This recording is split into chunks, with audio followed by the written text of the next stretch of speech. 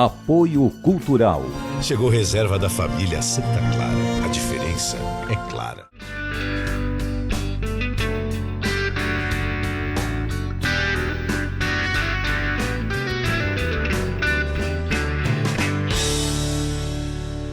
Viver Mais no ar, e olha só, hoje a alegria de receber aqui a psiquiatra Lia Sander. Seja muito bem-vinda, um brinde à vida, Lia. A doutora Lia Sander é psiquiatra, também professora, escritora, artista plástica. Nossa, muita coisa, né, Lia? É difícil você se denominar tantas coisas diferentes, né? Mas à medida que os livros foram saindo, os quadros foram saindo, eu deixei de negar que também tenho essas atividades, né? Uhum. Bom, mas hoje, agora nesse momento, eu quero falar com a psiquiatra também. Nós vamos falar com a escritora, com a artista plástica, obviamente. Lia, enquanto a gente está gravando esse programa, o Brasil chega a mais de 500 mil mortes por conta da pandemia. E o meu questionamento é o seguinte: até que ponto uma pandemia como esta impacta você como psiquiatra na vida, no nosso cotidiano? O que muda na nossa vida? Muda tudo, né? Muda toda a nossa forma de viver, e a Covid virou um grande tema de estudo no mundo, né? E aí não se restringe só à busca pela vacina, que chegou, né, graças a Deus, rapidamente. Por mais que nós tenhamos problemas, e nós sabemos disso, né? De aceitar isso, distribuir, enfim, é um tema muito complexo. Mas a questão, o impacto disso na saúde mental também tem sido muito estudado, né? Semana passada eu coloquei lá numa rede de estudos científicos na área médica, né? Coloquei as palavras ansiedade e Covid-19. Saíram 5 mil artigos, mais ou menos. Então, assim, isso vem sendo muito estudado também desde o início da pandemia. E aí tem dois aspectos. Tem um aspecto do comprometimento que a Covid causa na saúde mental das pessoas, dos acometidos. Tive Covid, o índice de ansiedade e depressão nessas pessoas é bastante alto. Assim, eu vi uma meta-análise, que é aquele estudo que junta vários artigos, né, que foram feitos, juntando assim cerca de uns 30 estudos, e acharam umas taxas assim de 47%, quase 50% de ansiedade e depressão nas pessoas que tiveram Covid. Nas que tiveram Covid, né? Assim, os impactos neurológicos, né, psíquicos, assim, estão sendo estudados, né? E não se restringe somente à ansiedade e depressão, a gente ainda está descobrindo, né?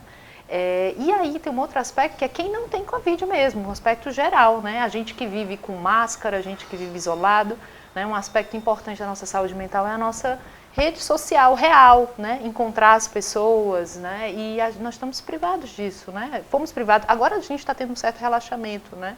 Mas ficar muito tempo dentro de casa, né? Deixar de fazer sua atividade física, é uma quebra muito grande, né, da normalidade, que certamente compromete a nossa saúde mental. Doutora Lia, quando a senhora fala, a senhora não, vou chamar de você, né? Tão por favor. jovem.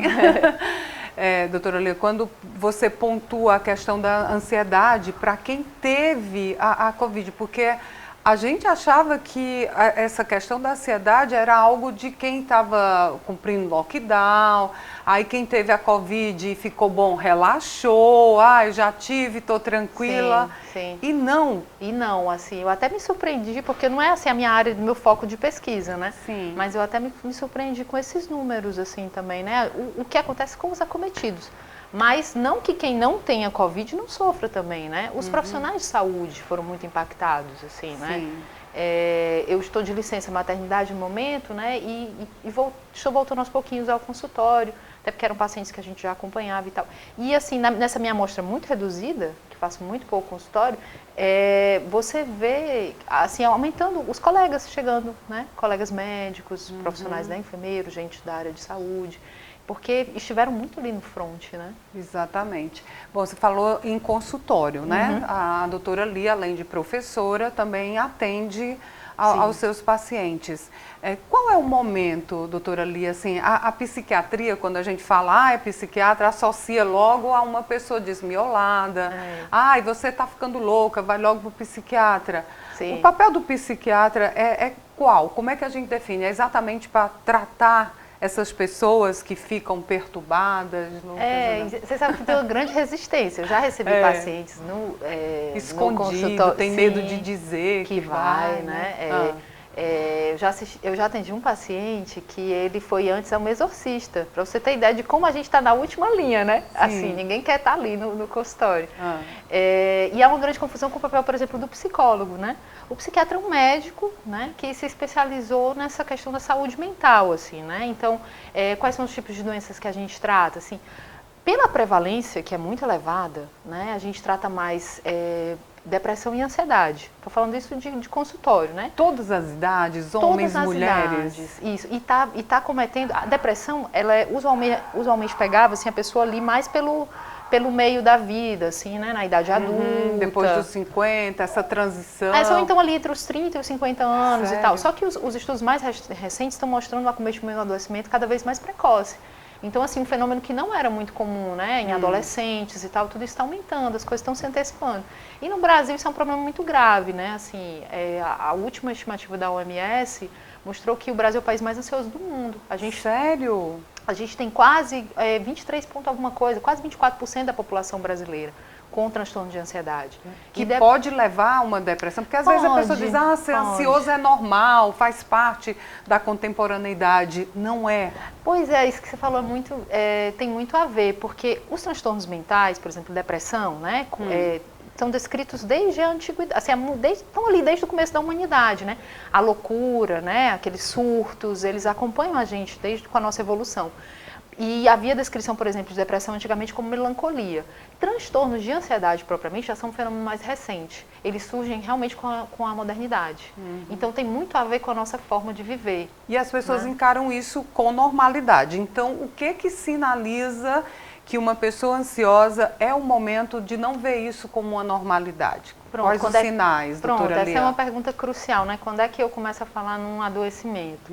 Porque ansioso, todo mundo é, mais ou menos, né? É a ansiedade que também move a gente a se planejar, né? A fazer alguma coisa. Quando a pessoa começa a travar, assim, por isso, ela pode ter sintomas físicos decorrentes dessa ansiedade, ela começa a ficar muito irritada, né? Muito impaciente com as coisas, começa a alterar o sono, né? A produtividade, a funcionalidade, as coisas que ela começava a fazer, ela não consegue mais fazer. Isso eu estou falando de uma maneira geral, porque existem vários tipos diferentes de transtorno de ansiedade. Cada pessoa, né, somatiza de uma Isso, forma. né? Quando você fala, doutora Lia, dos sintomas físicos, poderia citar alguns? Pronto, os mais comuns, né? A pessoa pode sentir aquela palpitação, coração acelerar, faltar o ar, tremor, né? São os mais comuns, assim, pode ter até crises agudas de ansiedade, né, que seria o conhecido como ataque de pânico, né, e isso, quando a ansiedade e quando isso está acontecendo, aí você já está num nível significativo, assim, de sofrimento, né, de adoecimento mesmo. Aí tem que procurar. E aí o ideal é procurar, né, um tratamento, né, a saúde mental, ela não é restrita à psiquiatria, né, a gente sabe que os psicólogos, né, que fazem psicoterapia, tem um papel também muito importante e pode ser, inclusive, tratamento para casos leves, para casos moderados, mas tem esses casos em que você realmente precisa de uma ajuda farmacológica, né? Você precisa ser tratado, né? Até para você conseguir assimilar uma terapia, né?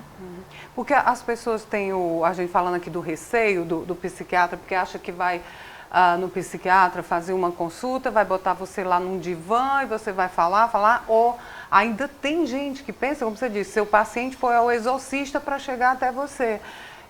Com receio de levar choque elétrico, porque ficou muito estigmatizado que o psiquiatra fazia esse tipo de atitude, né? É verdade, a gente tem até filmes, né? E foi realidade, né? Nós não estamos falando de uma ficção. Ali pela década de 40, né? A eletroconvulsoterapia foi muito forte e foi usada talvez de uma forma desregrada, assim, né? Hoje não mais. Hoje ela ainda tem o seu lugar, por exemplo, em pacientes, aquele paciente que tem uma ideação suicida, uma ideia muito forte de suicídio, que a gente já fez todo, né, medicou e não tem uma resposta, ela pode ter um papel super importante nesses casos, né? Sim. É porque quando uma coisa é muito mal conduzida, né, ou a gente exagera de um jeito, a reação é muito forte no sentido contrário depois, né? Sim. Então hoje existe uma grande resistência, né, à eletroconvulsoterapia, mas ela ainda tem aplicação em alguns casos, não é uma aplicação indiscriminada, né, para aquele paciente que tem essa necessidade.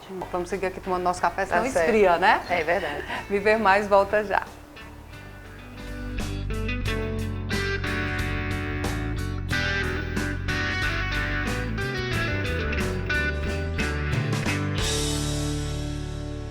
Apoio Cultural.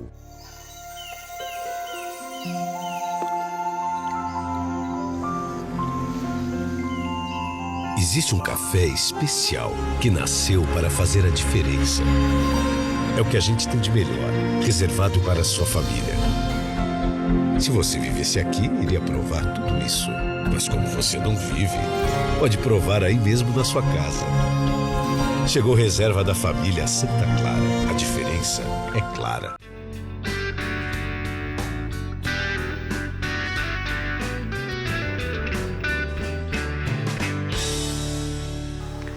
Viver Mais de volta, seguindo aqui com a psiquiatra, a doutora Lia Sanders. A proposta aqui do programa são entrevistas inspiradoras para uma maturidade saudável, né, doutora Lia? Então eu gostaria de um ponto de vista da psiquiatra para a gente envelhecer com alegria, para evitar chegar a um consultório de um psiquiatra. Tem um estudo muito bacana que foi feito nos Estados Unidos, que acompanhou homens especificamente, assim, ao longo da vida, sabe, lá em Boston.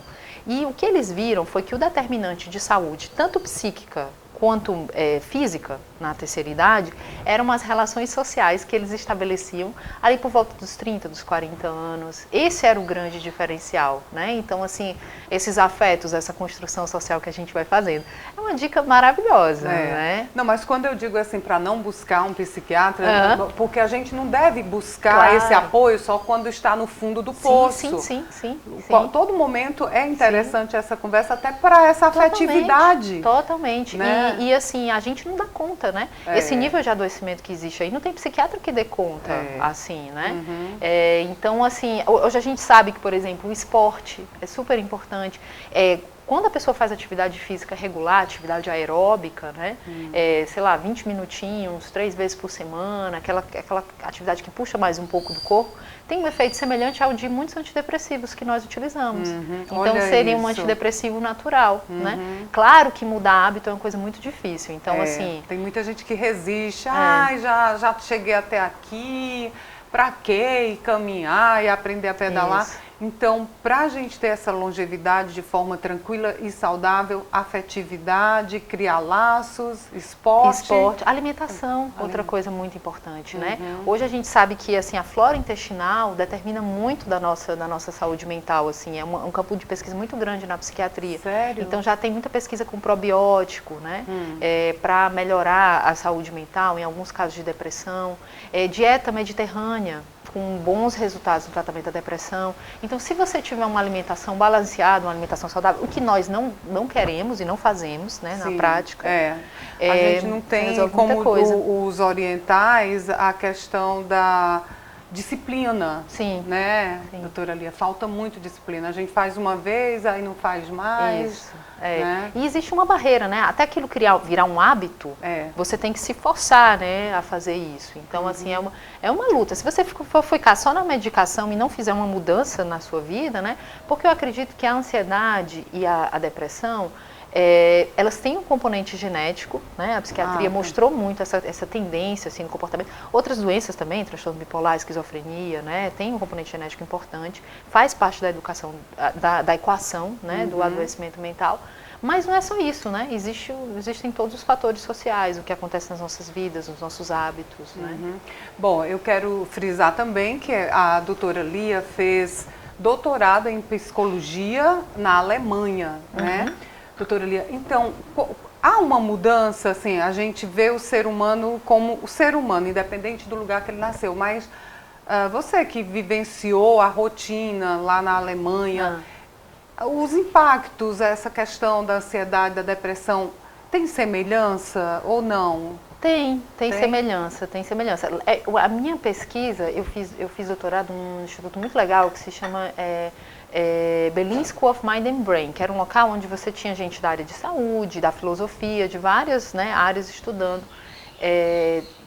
doenças mentais, a mente humana, né? E era mais sobre esquizofrenia. Minha pesquisa era sobre esquizofrenia, né? E lá você tem um quadro muito parecido, né, com o que a gente tem aqui.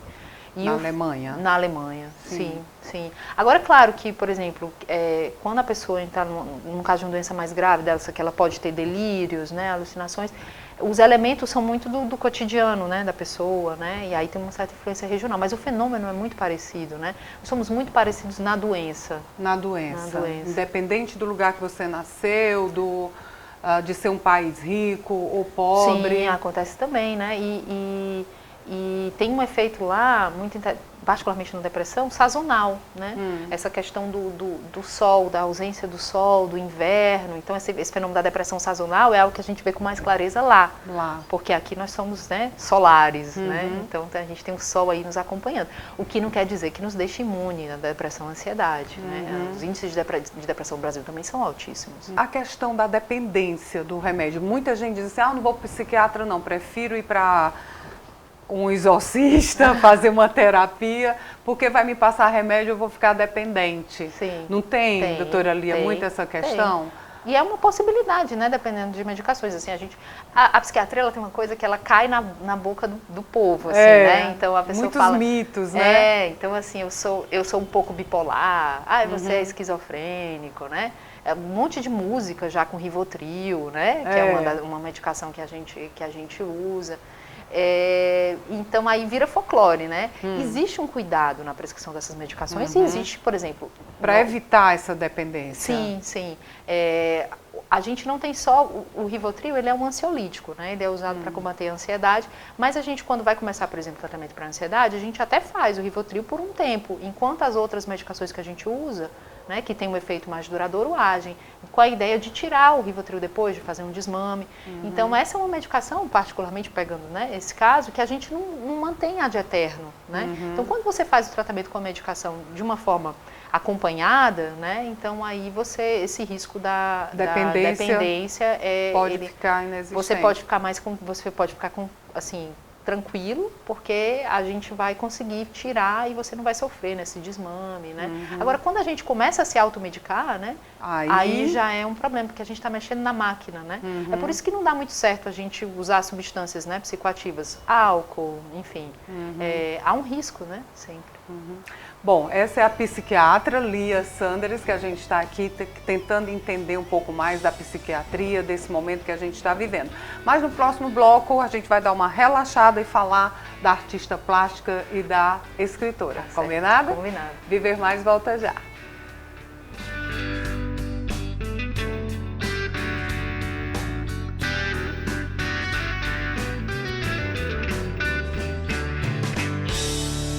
Apoio Cultural.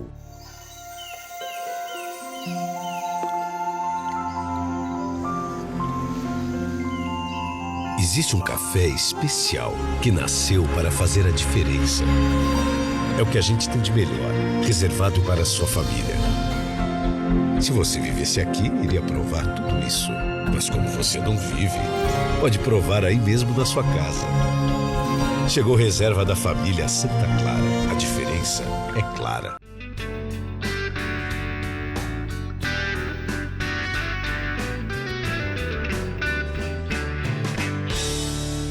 Viver Mais de volta, já aqui na reta final, com a psiquiatra, a doutora Lia Sanders. E agora o outro lado dessa menina, né? Porque parece uma menina. A doutora Lia é artista plástica, escritora. Como é que a arte, como artista plástica, pintora, tem quadros belíssimos, já participou de exposição, despertou na psiquiatra?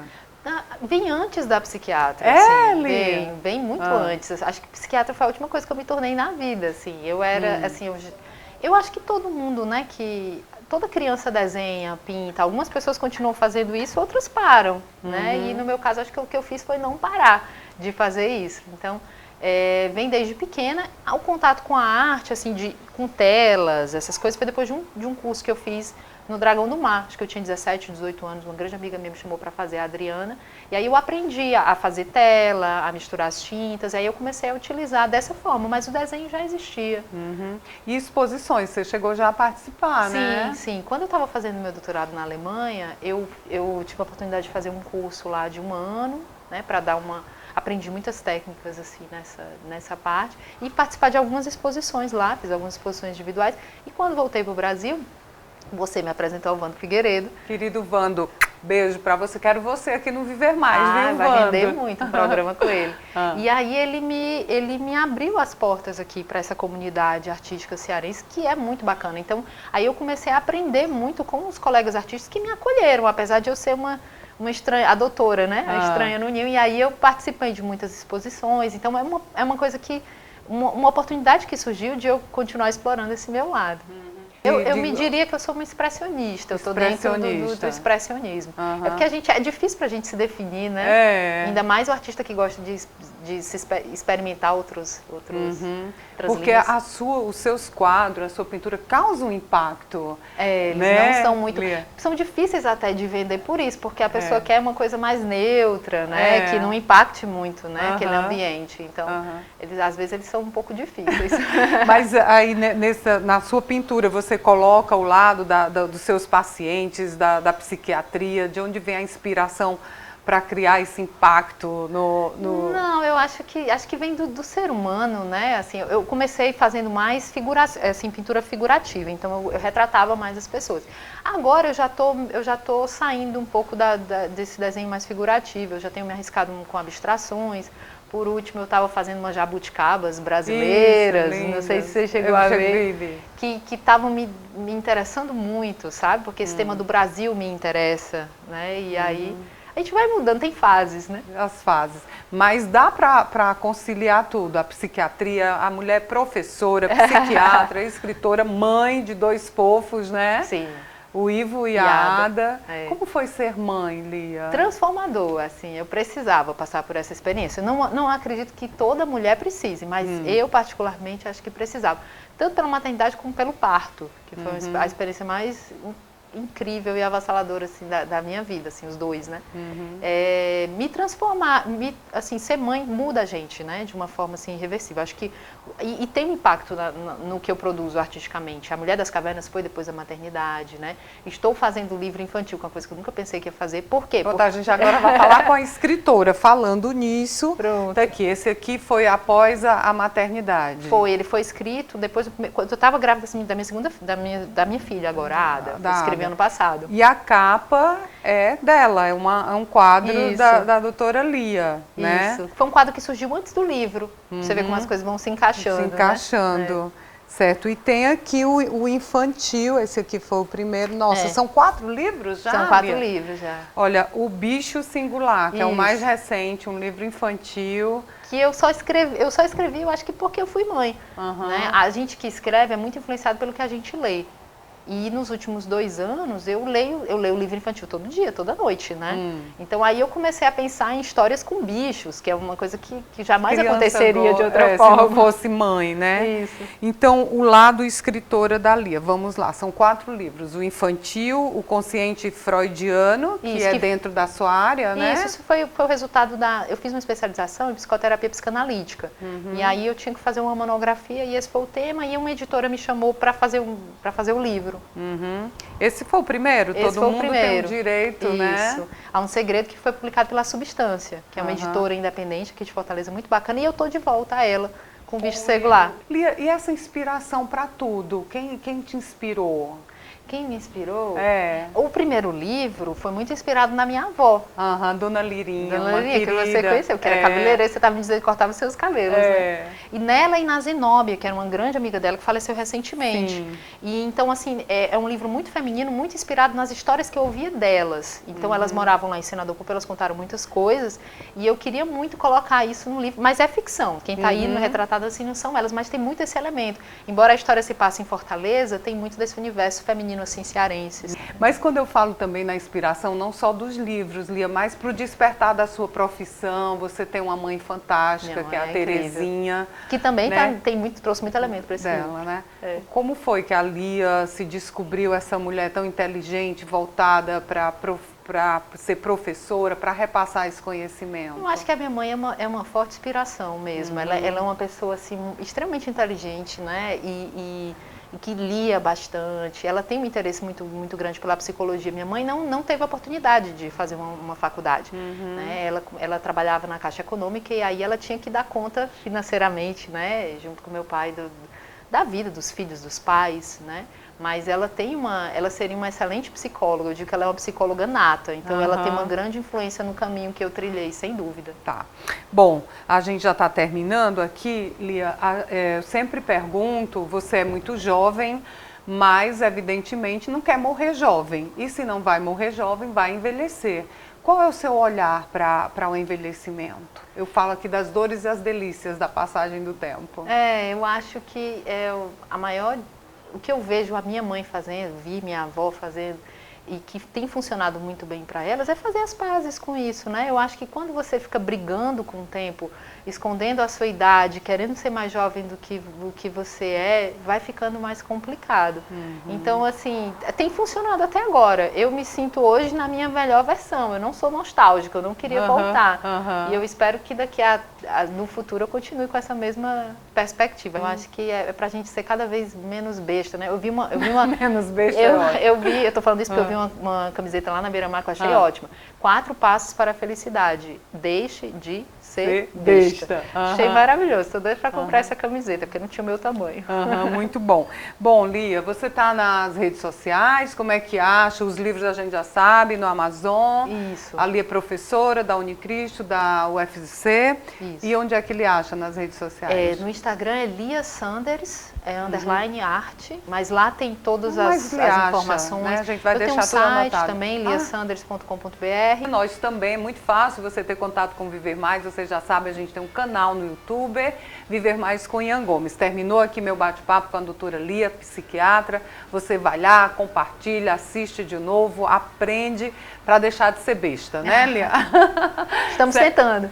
Segue a gente lá no Instagram, Ian Gomes Jornalista. E o Viver Mais de hoje fica por aqui, Lia. Foi uma alegria esse reencontro. Adorei. Muito bom, viu? Um brinde à vida.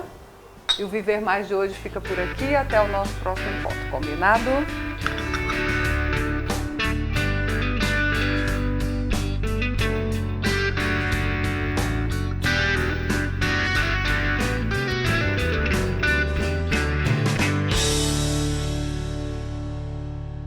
Apoio Cultural. Chegou reserva da família Santa Clara. A diferença é clara.